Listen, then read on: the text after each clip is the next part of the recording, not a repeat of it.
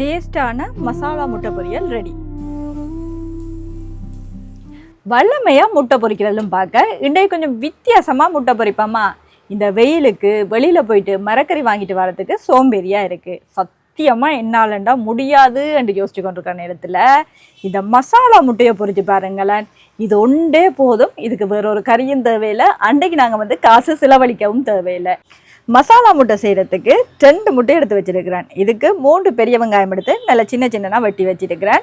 உள்ளி 2 எடுத்து வச்சுருக்கிறேன். கருவேப்பிலை, அடுத்தது குண்டு மிளகாய் எடுத்து நல்லா சின்ன சின்னதாக வெட்டி வச்சுருக்கிறேன். உங்களுக்கு குண்டு மிளகாய் வேணாமெண்டா நீங்கள் பச்சை மிளகாவும் ஒரு 2 எடுத்து சின்ன சின்னதாக வெட்டிக்கொள்ளுங்க. அடுத்ததாக இப்படி ஒரு சின்ன பாத்திரம் எடுத்துக்கொள்ளுவேன். முட்டையை நேரடியாக உடைச்சி ஊற்றக்கூடாது. சில வேளை முட்டை இந்த வெயிலுக்கு பழுதாக போயிருக்கும். அதனால் இப்படி ஒரு பவுலில் உடைச்சி ஊற்றுவேன். இந்த பாருங்கள், இந்த மஞ்சள் கருவுக்குள்ளே ஒரு ஒயிட் கலரில் இருக்குது. இதுதான் முட்டை வெடுக்கு மனம் அடிக்கிறதுக்கு காரணம். பெரும்பாலும் கேக் அடிக்கெல்லாம் இந்த வெள்ளையாக இருக்கிறத வெளியில் எடுத்துடணும். அப்போ வெடுக்கு மனம் அடிக்காது. முட்டையை உடைச்சி எடுத்தாச்சு. இப்போ அடுத்தது நாங்கள் வெட்டி வச்சிருக்கிற வெங்காயத்தை சேர்த்துக்கொள்ளுவோம். மிளகாயிலையும் ஒரு பாதியை சேர்த்துக்கொள்ளுங்க. அடுத்தது தேவையான அளவு உப்பு சேர்த்துக்கொள்ளுவோம். கொஞ்சமாக மிளகுத்தூள், கொஞ்சமாக இடித்த மிளகாய், அடுத்தது தனித்தூள் கொஞ்சமாக சேர்த்துக்கொள்ளுங்க. இந்த பாருங்க அளவை நல்லா மிக்ஸ் பண்ணி விடுவோம்.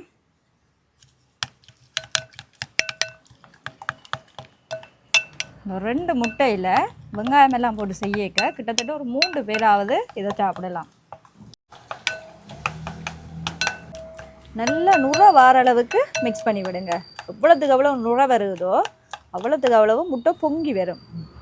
பார்த்தீங்களா இப்போ அப்படி நுரை வந்திருக்காண்டு. இப்போ இனி அடுத்தது நாங்கள் அடுப்பை பற்ற வச்சுடுவோம். அடுப்பை நல்லா குறைச்சி விடுவோம். இப்போ ஒரு பேனை அடுப்பில் வச்சுருவோம். இப்போ பேன் பார்த்திங்கன்னா நல்லா சூடாகிட்டு இதுக்குள்ளே நாங்கள் தேவையான அளவு எண்ணெய் சேர்த்துக்கொள்ளுவோம். எண்ணெய் பார்த்திங்கன்னா நல்லா சூடாகிட்டு இதுக்குள்ளே நாங்கள் உள்ளியை சேர்த்துக்கொள்ளுவோம். இப்போ உள்ளி பாருங்கள் ஒரு அளவு வதங்கிட்டு இந்த நேரத்தில் கருவேப்பிலையை சின்ன சின்னதாக வெட்டி சேர்த்துக்கொள்ளுவோம். இது அப்படி சின்ன சின்னதாக வெட்டி சேர்த்துக்கொள்ளுவோம். அடுத்தது வெட்டி வச்சிருக்கிற வெங்காயம், அதோடைய குண்டு மிளகாய் இப்போ நல்லா எண்ணெயில் வதக்கி விடுவோம். வெங்காயம் வதங்கிக்க கொஞ்சமாக உப்பு சேர்த்திங்கண்டா வெங்காயம் குயிக்காக வதங்கிடும். அதனால் நாங்கள் கொஞ்சமாக உப்பு சேர்த்துக்கொள்ளுவோம். நல்லா ஒரு கிளறி விடுவோம்.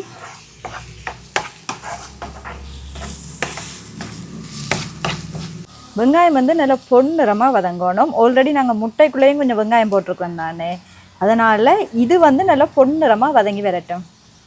பார்த்தீங்களா, வெங்காயம் பொன்னிறமாக வந்துட்டு இந்த நேரத்தில் நாங்கள் எங்களோட வீட்டு மிளகாத்தூள் கொஞ்சம் சேர்த்துக்கொள்ளுவோம். அடுத்தது மிளகுத்தூள் 2ஐயும் சேர்த்துட்டு திருப்பியும் கிளறி விடுவோம்.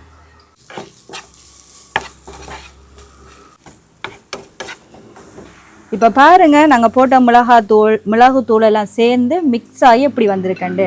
இந்த நேரத்தில் நாங்கள் கலந்து வச்சிருக்கிற முட்டையை இதுக்குள்ளே அப்படியே ஊற்றிடுவோம். முட்டையை சேர்த்ததுக்கு பிறகு கிளறக்கூடாது, இப்படியே மூடி வச்சிடுவோம். அடுப்பை நல்லா தணலில் வச்சுக்கொள்ளுங்க. மூடியாச்சு. மூடி வச்சு 2 நிமிஷம் ஆயிட்டு. இப்போ திறந்து பார்ப்போமா மூடியே.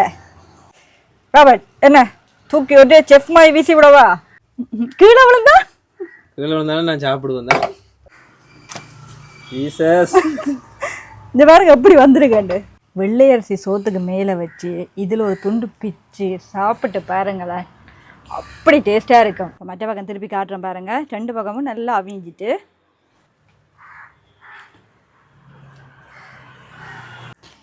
இப்போ பிச்சு காட்டுறேன் பாருங்கள் அப்படி இருக்காண்டு. இந்த உள்ள பாருங்கள் இவ்வளோ வெங்காயம் எல்லாம் இருக்காண்டு. பார்த்தீங்களா? என்ன ரெடியா? தாங்க பாப்பா சாப்பிடுவோம். வடில சோத்தோட சாப்பிட்டா சூப்பர் டேஸ்டா இருக்கு. எல்லா சோத்துக்கும் நல்லா இருக்கும். இது ஒன்று போதும், எந்த ஒரு கறியும் தேவையில்லை. அப்படித்தானே? அதுவும் வெள்ளமா புட்டுக்கு. அதைத்தான் நானும் சொல்ல வரேன். வெள்ளமா புட்டுக்கு எப்படி இருக்குன்னு தெரியுமா? எல்லா இடமும் தெரிஞ்சுட்டு வருவான்.